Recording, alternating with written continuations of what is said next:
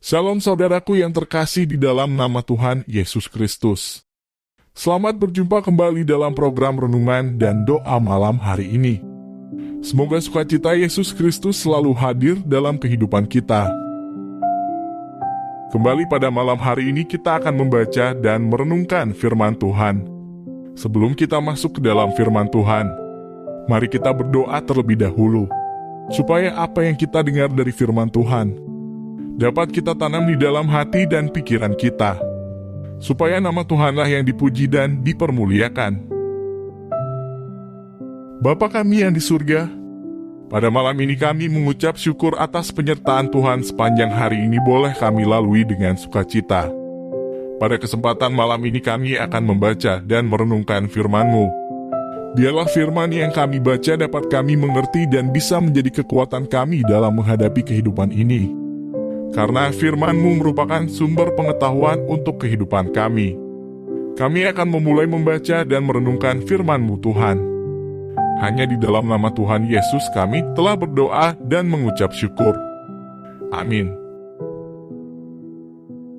Mari kita buka Alkitab dalam Injil Yohanes 1 ayat 35 sampai dengan 51. Demikian firman Tuhan. Pada keesokan harinya, Yohanes berdiri di situ pula dengan dua orang muridnya. Dan ketika ia melihat Yesus lewat, ia berkata, "Lihatlah anak domba Allah." Kedua murid itu mendengar apa yang dikatakannya itu. Lalu mereka pergi mengikut Yesus. Tetapi Yesus menoleh ke belakang. Ia melihat bahwa mereka mengikuti dia lalu berkata kepada mereka, "Apakah yang kamu cari?" Kata mereka kepadanya, "Rabi, di manakah engkau tinggal?" Ia berkata kepada mereka, "Marilah dan kamu akan melihatnya." Mereka pun datang dan melihat di mana ia tinggal, dan hari itu mereka tinggal bersama-sama dengan dia. Waktu itu kira-kira pukul 4. Salah seorang dari keduanya yang mendengar perkataan Yohanes lalu mengikut Yesus adalah Andreas, saudara Simon Petrus. Andreas mula-mula bertemu dengan Simon saudaranya, dan ia berkata kepadanya, "Kami telah menemukan Mesias."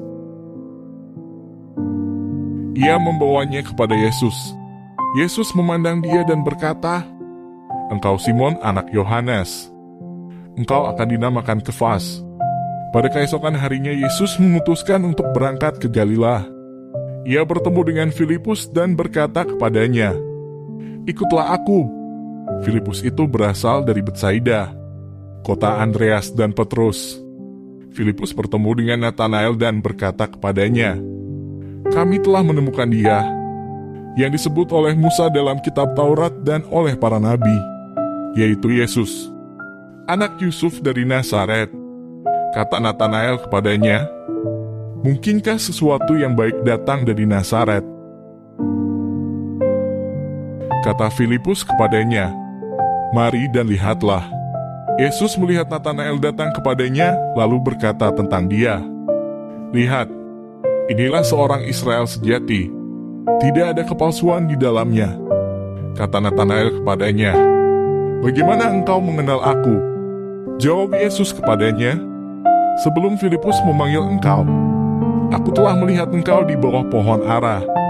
Kata Natanael kepadanya, "Rabi, engkau anak Allah, engkau raja orang Israel."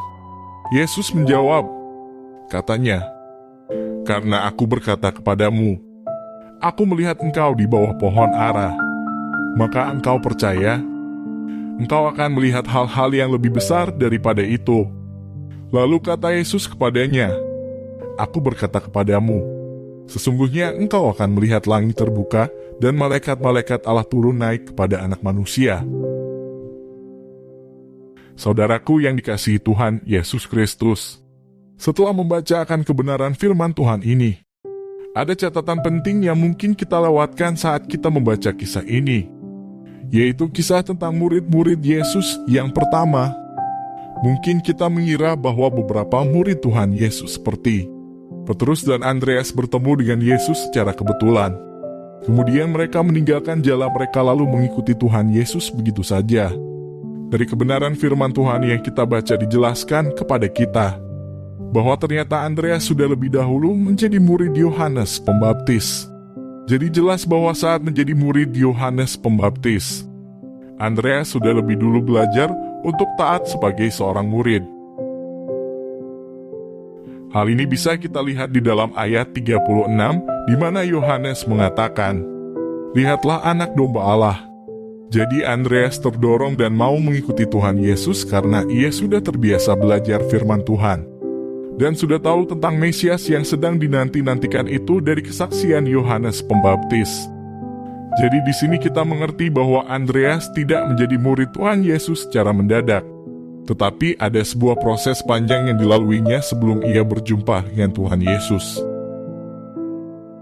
Kemudian seperti Filipus dan Natanael yang juga Tuhan Yesus pilih menjadi muridnya, ternyata mereka sudah sering mencari Mesias yang dinanti-nantikan itu. Hal ini bisa kita lihat di dalam ayat 45, yaitu tentang dialog antara Filipus dan Natanael. Artinya Filipus mengerti kitab Taurat dan informasi para nabi. Jadi di sini Alkitab mengajarkan kita bahwa mengikuti Yesus bukanlah sebuah fenomena mendadak, tetapi ada proses di mana semuanya itu dilandasi oleh pengertian bahwa Yesus ialah Sang Mesias yang menjadi jalan keselamatan dan hidup. Jadi pengertian mereka akan Yesus dibangun dari proses mempelajari kitab suci tentang pengenalan akan Tuhan. Kalau kemudian orang-orang lalu berpikir bahwa mengikuti Yesus itu gampang, bisa saja benar dari sebuah keputusan mendadak seseorang bahwa ia mau mengikuti Yesus. Tetapi kalau kita mau berpikir secara jernih, bahwa keputusan mengikuti Yesus itu bukan saja sebatas ucapan bibir saja, karena mengikuti Yesus itu perlu tekad seperti yang Andreas sudah tunjukkan, di mana sudah sejak lama ia memendam kerinduannya untuk mencari Mesias. Sehingga begitu berjumpa dengan Mesias yaitu Kristus, maka ia langsung memiliki tekad yang bulat untuk menjadi murid Tuhan Yesus. Hal ini sama dengan Filipus dan Natanael yang juga sudah sekian lama mencari informasi tentang Mesias. Dan ketika tawaran itu diberikan oleh Tuhan Yesus, maka mereka segera mengambil keputusan untuk mengikutinya. Jadi yang bisa kita pelajari di sini, bahwa untuk menjadi seorang murid Tuhan Yesus itu perlu proses, perlu pondasi yang kuat. Jadi bukan sebuah fenomena mendadak atau dapat dikatakan fenomena jiwa semata. Satu hal penting yang perlu menjadi pelajaran bagi kita semua adalah murid-murid Tuhan yang mengikut Tuhan Yesus ini tidak mengikuti Tuhan Yesus karena ingin persoalan hidup mereka menyangkut makan, minum, pakaian, dan persoalan hidup lainnya bisa diselesaikan oleh Tuhan Yesus. Jadi kalau saat ini kita sebagai orang percaya, kita mengikut Tuhan Yesus hanya untuk penyelesaian masalah ekonomi semata-mata, maka seharusnya kita bertobat sekarang juga. Karena mengikut Yesus adalah sebuah keputusan, di mana kita mampu melihat hanya di dalam Tuhan Yesus Kristus adalah satu-satunya jalan untuk memperoleh keselamatan. Semoga firman Tuhan malam ini menumbuhkan cinta kasih kita untuk mengikut Tuhan Yesus lebih dalam lagi. Bukan karena berkat dari Tuhan semata, melainkan cinta kasih kita kepada Tuhan Yesus. Mari kita persiapkan hati dan pikiran kita untuk berdoa kepada Tuhan Yesus, supaya Tuhan melawat kita pada malam hari ini, dan besok bangun dengan keadaan sehat dan sukacita Yesus selalu menaungi hati dan pikiran kita.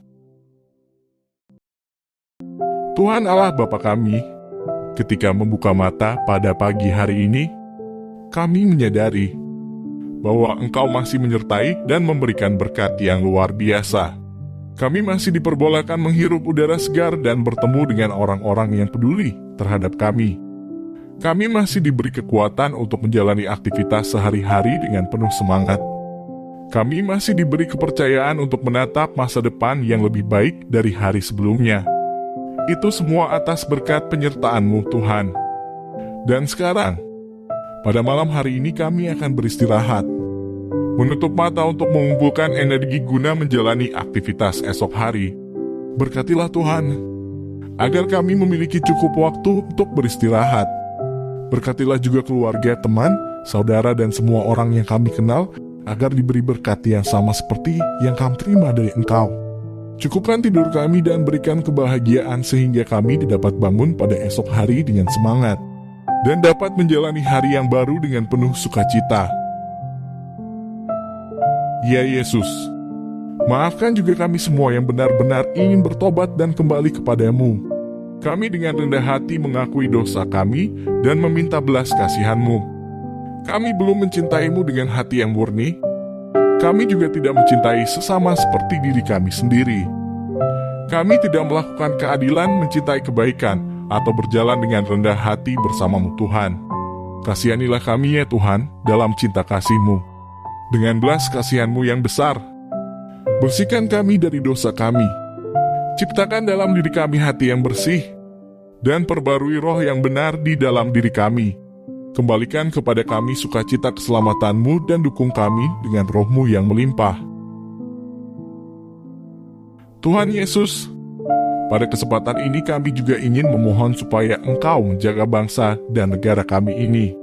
Bantulah bangsa ini agar dijauhkan dari segala macam bencana, malapetaka hingga perpecahan antar suku dan agama. Persatukan kami ya Tuhan, karena sejatinya kami merupakan suatu kesatuan yaitu bangsa Indonesia. Ajarlah kami untuk saling menghormati satu dengan yang lain, supaya kami bisa menjaga toleransi yang selama ini tetap terjaga. Kami juga mendoakan seluruh pemimpin bangsa ini agar selalu diberikan hikmat dan kebijaksanaan dalam memimpin negara ini. Biarlah mereka mampu menjalankan pekerjaan sesuai dengan kehendak-Mu. Inilah doa kami ya Tuhan. Kiranya Engkau mengampuni segala dosa dan kesalahan kami. Mampukan kami untuk selalu bersyukur dan bersukacita atas berkat-Mu atas kami. Terima kasih Bapa. Di dalam nama Tuhan Yesus kami berdoa. Amin.